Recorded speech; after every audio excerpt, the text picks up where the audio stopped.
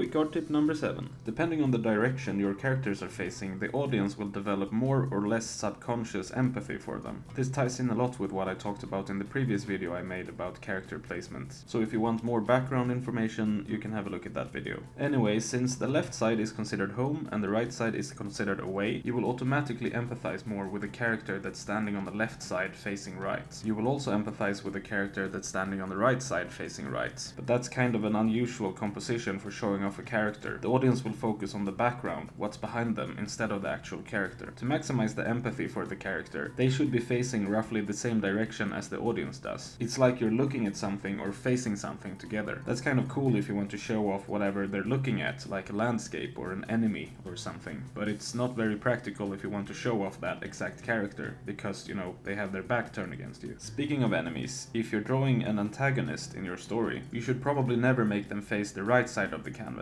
except possibly if they're like fleeing for their lives or something. A character that's on the right side facing left doesn't receive a lot of empathy. Just because they're standing there doesn't mean they have to be enemies, they can also be strangers or something, but the audience won't interpret them as being allies or protagonists, at least not without context, because they could be a protagonist or ally returning from something, but then you have to explain that somehow. If you want to draw a scene that's from the perspective of a stranger or an enemy, you can put them on the right side facing left and back into the background, so that character and the audience are facing the same direction. And remember that for all of these rules, left and right are flipped in most of Asia. Okay, bye.